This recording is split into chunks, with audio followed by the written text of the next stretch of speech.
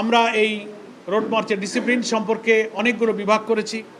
অভ্যর্থনা বিভাগ করেছি, মেডিকেল বিভাগ করেছি, পরিবহন বিভাগ করেছি, আমরা প্রকাশনা, তারপরে আইটি বিভাগ, স্বেচ্ছাসেবক বিভাগ, সাংস্কৃতিক বিভাগ, নিরাপত্তা বিভাগ, তারপরে প্রশাসনিক যোগাযোগের বিভাগ, চিকিৎসা বিভাগ, সংশ্লিষ্ট ট্রান্সপোর্ট পরিবহনের বিভাগ, আমরা এই সব বিভাগে বিভাগে আলাদা আলাদা দায়িত্ব ভাগ করে দিয়েছি।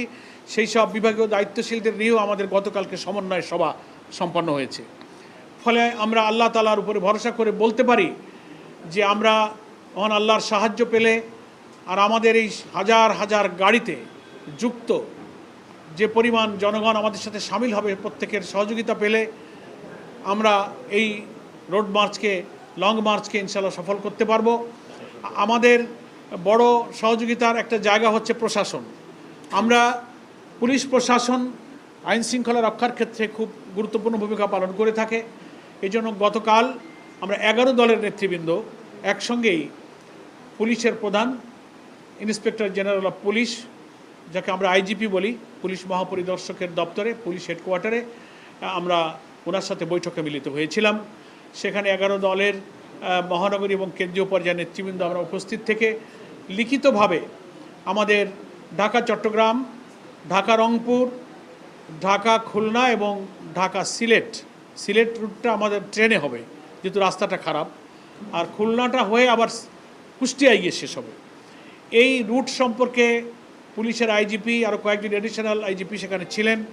লিখিতভাবে তাদেরকে আমরা শিডিউল দিয়েছি, কোথায় কোথায় আমাদের স্পট হবে, কোথায় কোথায় জনসভা হবে, সেসব বিষয়ে আমরা অবগত করেছি এবং ওনাদেরকে আমরা অনুরোধ করেছি সংশ্লিষ্ট সমস্ত রেঞ্জ ডিআইজি, পুলিশ সুপার, তারপরে থানাগুলোর যারা ভারপ্রাপ্ত কর্মকর্তা থাকবেন, তাদের ট্রাফিক সিস্টেম, পুলিশের সাথে রিলেটেড ইন্টেলিজেন্স, সবাইকে যেন ওনাদের দায়িত্বে এই সবগুলো অবহিত করেন এবং আমাদের এই লং মার্চ সফল করতে তারা যেন সহযোগিতা করেন। ওনারা আমাদেরকে আশ্বস্ত করেছেন, আমাদেরকেও ওনারা কিছু পরামর্শ দিয়েছেন যে আপনাদের পক্ষ থেকেও স্বেচ্ছাসেবক প্রতিটি স্থানে স্থানে পুলিশের সাথে সমন্বয় এবং ধৈর্যের পরিচয় দিয়ে এই লং মার্চকে সফল করার জন্য উভয় যদি আমরা মিলিতভাবে চেষ্টা করতে পারি, তাহলে ইনশাআল্লাহ আমাদের এই লং মার্চটা সফল হবে। আমরা মনে করি গণতান্ত্রিক সংগ্রামে দেশের জনগণের বৈধ ন্যায্য দাবি আদায়ের যে নিয়মতান্ত্রিক পথ, তার মধ্যে লং মার্চ হচ্ছে একটা কর্মসূচি। এটা সম্পূর্ণ শান্তিপূর্ণ হবে, নিয়মতান্ত্রিক হবে, কোনো উস্কানিমূলক হবে না। আমরা আশা করব যে পুলিশ প্রশাসন এবং সরকারের সকল ইন্টেলিজেন্স এবং এর সাথে আইন শৃঙ্খলা রক্ষায় ট্রাফিক সহ যারা নিয়োজিত থাকেন, তারা আমাদের এই 4টি রোড মার্চের ব্যাপক কর্মসূচিতে জনগণের পাশে থেকে আমাদের রোড মার্চকে শান্তিপূর্ণ এবং সাফল্যমণ্ডিত করবেন।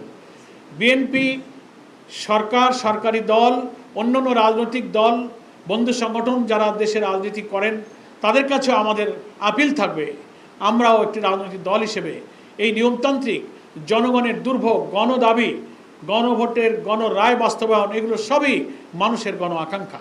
এই পূরণের দাবিতে আশা করি অন্যান্য রাজনৈতিক দল, 11 দলের বাইরে যারা আছেন, তাদেরকেও আমরা আন্তরিকভাবে সহযোগিতা কামনা করি, তাদের দোয়া কামনা করি। পথে পথে সেই সমস্ত শাখায় সকল রাজনৈতিক দলের অংশগ্রহণ, সহানুভূতি, সহযোগিতা, পরামর্শ নিয়ে প্রত্যেক দলই এইসব কর্মসূচি পালন করার অধিকার সাংবিধানিক, রাজনৈতিক এবং আইনি অধিকার। তারা আশা করি এই লং মার্চ সফল করে আমাদের পাশে থাকবেন। আমরাও জামাত ইসলামী অতীতে প্রত্যেক দলের এরকম অন্যান্য কর্মসূচিতে আমরাও কিন্তু সকল বন্ধু সংগঠনের সহযোগিতামূলক কর্মসূচি ভূমিকা আমরাও পালন করে থাকি। সেজন্য আমরা মনে করি ত্রয়োদশ জাতীয় সংসদ নির্বাচনের পর নির্বাচিত সরকারের বিরোধী দল হিসেবে 11 দিন ঐক্যের সবচেয়ে বৃহৎ একটি রাজনৈতিক প্রথম কর্মসূচি এই লং মার্চ।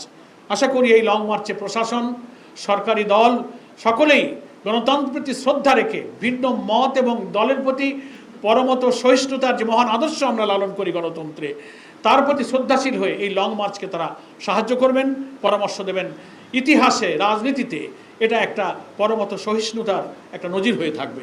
আমরা সকলের প্রতি কৃতজ্ঞ থাকব এবং এই লং মার্চ চলাকালে ঢাকা চট্টগ্রাম মহাসড়ক জুড়ে ডবল রোড আছে, আমরা ট্রাফিক এবং পুলিশের সাথে কথা বলেছি, একটা রোড দিয়ে আমরা যাওয়ার চেষ্টা করব, একটা রোডকে আমরা ফ্রি রাখার চেষ্টা করব যেন সাধারণ মানুষের পরিবহন যানবাহন চলাচলে বিঘ্ন না ঘটে।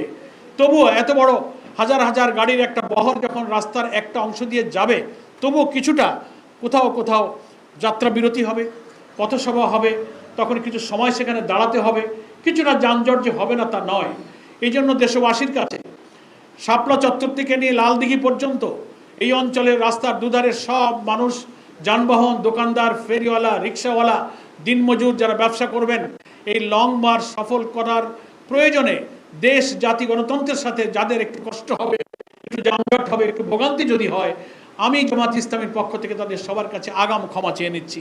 তাদের কাছে আগাম ক্ষমাসুন্দর দৃষ্টিতে দেখার জন্য জামাতের পক্ষ থেকে তাদের কাছে আমি ক্ষমা প্রার্থনা করছি আগামভাবে, এবং আশা করি তারা আমাদের এই লং মার্চের সকল কাজে, অতীতের জনগণের সংগ্রামে, দাবি আদায়ের সংগ্রামে, ন্যায্য সংগ্রামে যেমন আপনারা অনেক স্যাক্রিফাইস করেছেন, নিজের প্রয়োজন স্বার্থকে কিছুটা স্যাক্রিফাইস করে হলে আমরা জাতির স্বার্থে ঊর্ধ্বে ধরেছি, এটাও জনগণের সেই স্বার্থের সাথে সংশ্লিষ্ট মনে করে আপনারা এই লং মার্চকে আপনারা সফল করবেন।